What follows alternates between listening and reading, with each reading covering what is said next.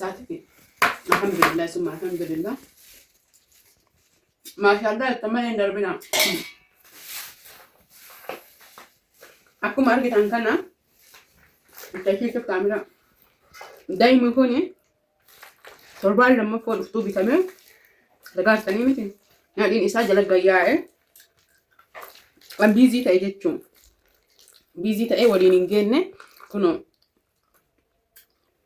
gagahan fudhadha yoo yaadatan ta'e barreen gaddaa akkanatti jalqabaaf gaafa bitu aayyoo wayiiti gara adaabbaa kanaa bitee ergee fi daa'imni akkuma isaan naan jedhan san nadhiin jala gabbaa'ee wallaahi waan isaan jedhan har'aamame akka jiruun kunoo nadhiin argitanii argaartan nadhiin kun akka jiruun jala gattaree gagaan qixxaan gubbarraa kun keessaa gayyaa'ee gubbarratti gogaa nama jalaataa walaakin jechuudha.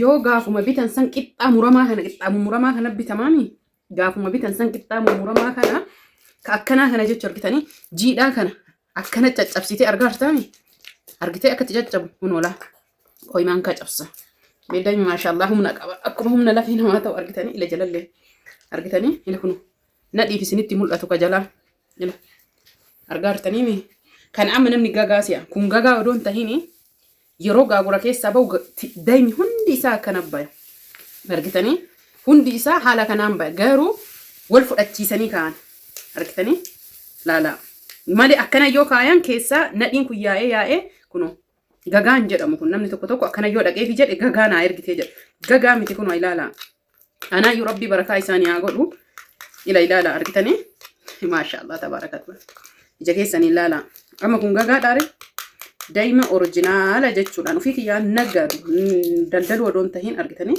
kun jeteessan afotti jechuun ammallee qixxaa akkasii fuunee akkas goona ila kun kana dhiita akka hin qabne argitanii ilaala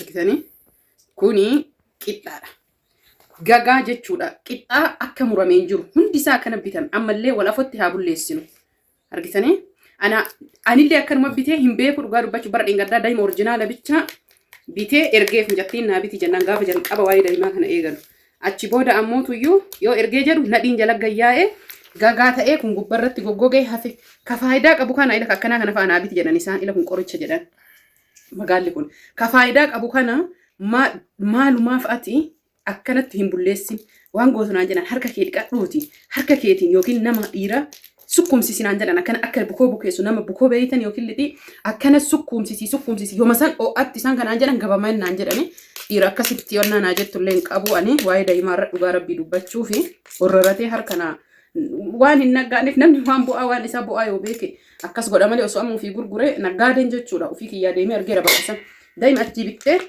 daa'ima oriijinaalaa fi ka wannaaf keessaa baasan daadhii beeytanii daadhii fa'aa akkasuma waan adda addaatiif keessaa baasan kana gattaa isaa kanaa fi daa'ima walitti bittee gattaan isaa surra kasa walitti geessitee akkasi fiddee gurgurti daa'ima itti gurraacha tokko jechuudha.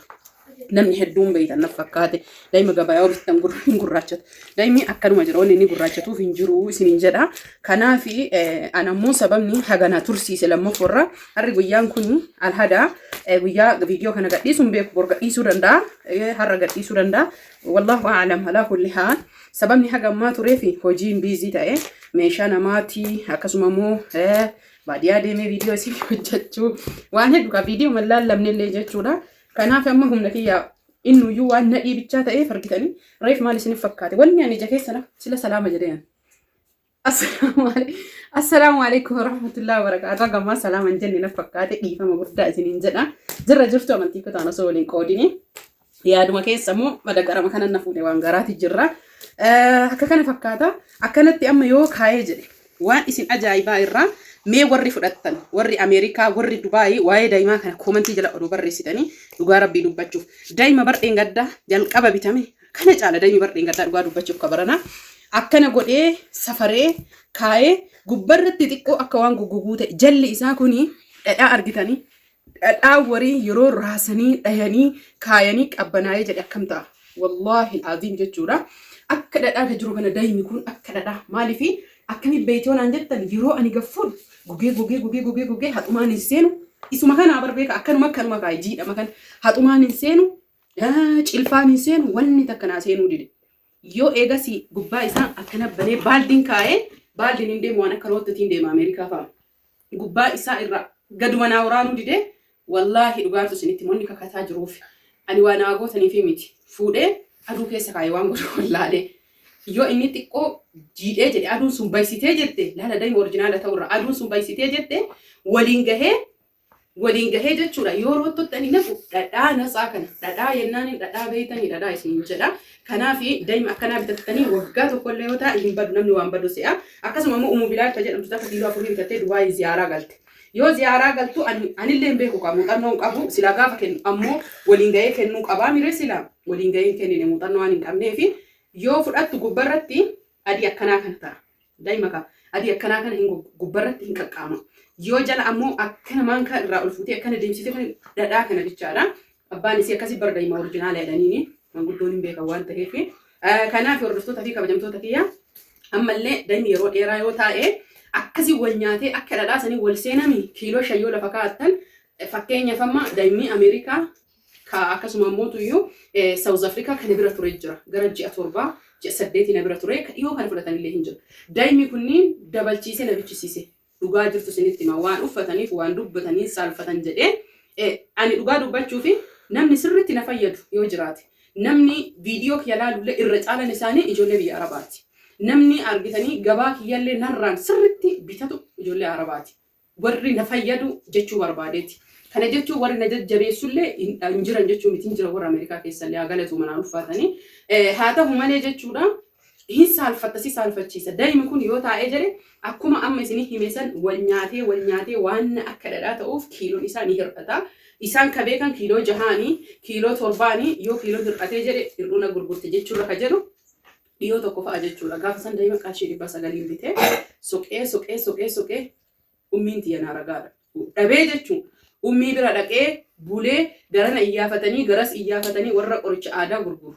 Daa'ima qorsooma qofaaf gatii widdiin gurguru 500 birrii meeqa kasare jechuun asii deemee ummii bira dhaqee bule hojii guyyaa 2 addaan kute. Isinii galaa jira miti tiraanspoortii baasii gana achillee ummii waliin wal fudhannee bakka qorsi aadaa jiru san soqaa ollee iyyaadhaan tiraanspoortii meeqa kafallee deemnee kiiloo tokkitti 500 kiiloo tokkoof walakkaa itti dabalee jechuudha. Haala kanaan akkasitti ofirraa daa'ima ergee jira. Kanallee akka hubattanii warri daa'ima ajajattan yookiin yeroo san fudhadha maatii keessan bira kaa'adha. Yoo ammoo na bira turee jedhe gaafa duraa san bitu san isinii bitaa kiiloo 5 ajajattanii ofirra jettan achiin kaaya. Ufii kiyyaa hin nyaadhu isin jalaan tokko yoo hir'atee jedhe ammoo tuyyuu akkana akka beeytan barbaada. Warri na bira turu isiniin jedhaa jira. Kan turre kan har'a fudhattan ammoo koottaa. Kanaaf daa'imni kun jalqabaa fi kiiloon 5 ka Samiiraati. Itti aansee kiiloon 3 ammoo tuyyuu ka Aaliyaati. Itti aansee kiiloon 3 ammoo tuyyuu meeshaa masarata isin dura meeshaan irraa bitatte ka isiitti haadha isiitiif fedhii na jalaa dhudhukkuma jette kiiloon 3 ammoo tuyyuu ka Zubeeydaati isiniin jedha. Warri fagoo deemtanii dadhabbii karaa san makiinaan hin jiru isinii galee kiiloo kana mara baatanii deemuun hedduu ulfaata. Akkamii akka finne nuuf rabbitu beeka. Yoo jechuudha isinii galaa jira miti dadhabbii keessan jettanii ufii keessan yonnaa jettan malee wanni isin gaafadhu hin jiru. Warra majlisaa irratti koomishinni hin jiru. Warra firnicheraa irratti koomishinni hin jiru. Irra caalaa jechuudha warra meeshaa dadhabbii gabaa qofa irratti waan ta'eef hundi keessan hin beektan jedhee yaada. Hundumaafuu yoo haa qoonnoom. Maashaallah. Hin marqaa jira. Bardaa'ima orjinaala waan ta'eef wanni waliin ga'e waan hin jirre qixxaa qofa keessaa balleessuuf waan ta'eef axumaan waliin ga'a malee waan biraa warri itti maku ciqilee hagasii baafatee godha warri dhiiraa. Axumaallee isumaaf bite. Qaran qabu bara dheengaddaa axumaa kanaan biyya adattanii lakkoofsa bilbilaa iskiriin irra isinii kaaya meeshaa kaleessaa irra lakkoofsa bilbilaan dagadhe. Ana ta'afti. Mee maashaallah jedha hordoftoota fi kabajamtoota Razaan Umu Razaan Oro yookiin Z. YouTube kiyya Z ka jedhu maal haaluu diddan. Hordoftoota fi kabajamtoota maal haaluu diddan. Lakka laalaa isin fayyadaa. Akkasii walumaan qoonna.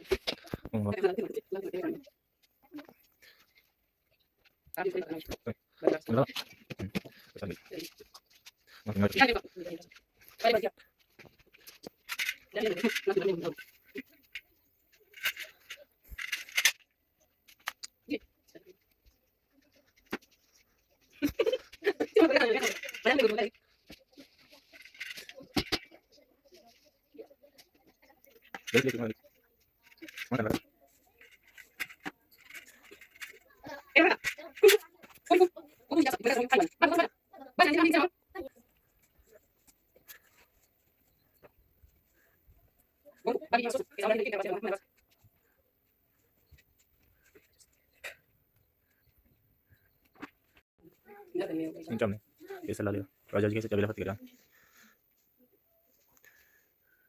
cabaa malee keessa ilaalee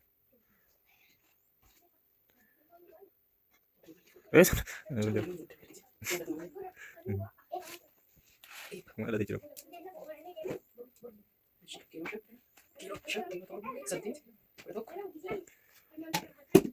suuta